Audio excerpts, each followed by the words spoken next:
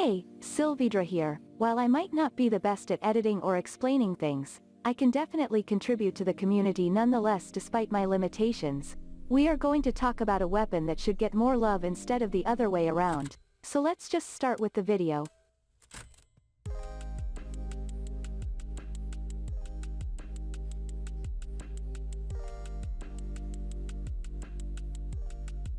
The weapon was always on a weird spot, because not only is frustrating to play against, but it can also punish you for trying to play scout as usual, and all comes down to the knockback of the weapon.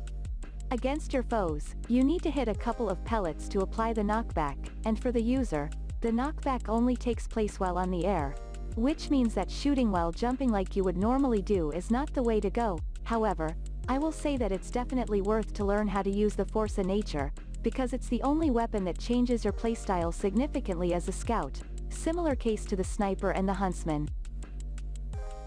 The first step is to learn how to take advantage of the knockback with your jumps. You run, and then aim from 10 to 45 degrees down, jump and shoot. While you could potentially do a triple jump instead, this is the most efficient way of gaining height.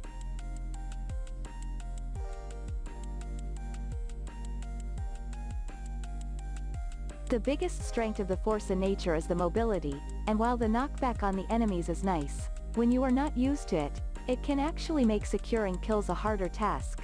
But if you get the hang of it, you can consistently throw your opponents on the air and finishing them, being even capable of killing a non-overhealed soldier in your 2 shots. But that's where the tricky part starts, because as I mentioned earlier, the knockback only occurs when you hit a certain amount of pellets, and since you only have 2 shots, it incentivizes a more deliberate use of your mouse one, despite having a really fast firing rate, and the only times you will be using your shots relentlessly is when you jump. As a side note, take your battlefield into consideration, it will make you more dangerous. I'm talking about pushing your enemies into a wall and finishing them, or sending them to a cliff. All things considered, the force of nature is a good weapon, very fun, and while easy to understand, it's difficult to master, and if we compare it to the scattergun, the force of nature is able to do more damage in a short period of time, but it will ultimately fail in damage numbers in the long run, because most of your ammo goes into your jumps more than your enemies, and during fights, missing at least 1 shot is enough to make you die. Another bad thing about the force of nature, is that since you don't usually shoot while on the air in combat scenarios, it makes you more predictable since you are mostly on the ground, in exchange of the lockdown capabilities you get with the knockback, assuming you know what you're doing. And the last thing I will mention is that even if you can go with this weapon in any map, it shines the most on maps when you can take advantage of your jumps, like in Harvest, while it won't be as effective in a map like 2 Fort. Now I'm going to talk about all the secondaries and melees and their use in conjunction with the force of nature.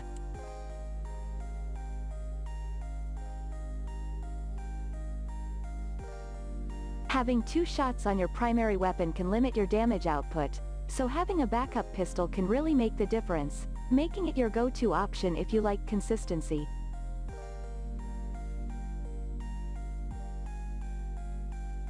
You are probably a tryhard if you use this weapon. Even if you can heal yourself a lot, you should keep in mind that you have a faster fire rate but fewer shots than the regular pistol, so you better know how to aim.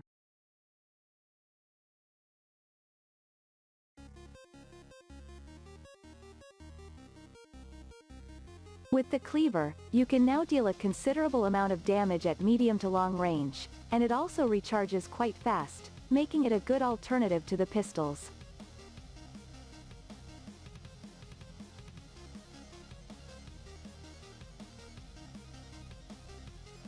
The Mad Milk is good in all situations. You can support your team granting them healing, spy checking, or maybe you just want to heal yourself.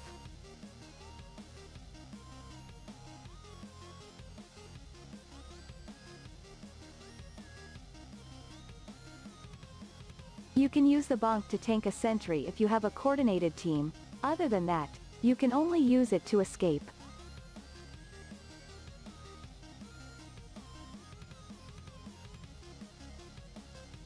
Whether you should feel ashamed or not, if you drink the critical, your meat shots now deal 152 damage, enough to kill a medic in 1 shot. Just be careful with the death mark.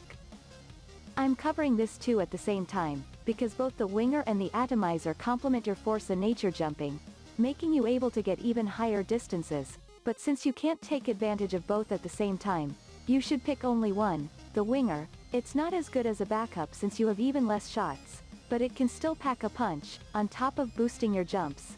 The atomizer on the other hand would be exclusively used for the extra jump you get, and maybe one taunt kill here and there. There are obviously better options, but maybe you have some kind of reskin or a fish that you really like and don't want to throw it away. This is just a bat that causes a bleeding effect, but you can also use it to reach higher places just like the winger or atomizer, at the cost of some HP. The candy cane can really hurt you if you take direct explosive damage, but maybe if you are good enough, you can go with it and always have a small package to heal yourself whenever you get a kill.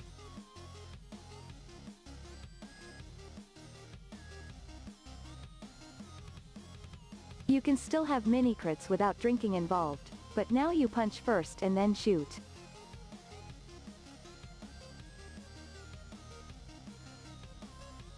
The Rap Assassin is good when you did pick the Mad Milk or either the Bonk or Criticola, so you still have a way to deal damage at the distance. However, you can find more success if you combine it with the Cleaver. As long as you know how to aim, you can deal a lot of damage, more than enough to kill light classes. Meme weapon, but the Sun on a Stick is no longer the worst melee for Scout, ever since Jungle Inferno came out. Valve made this weapon completely useless, and it makes me happy because it was really obnoxious back in the day, and there's no reason to use it because there are already two other melees that have the Sandman stuff.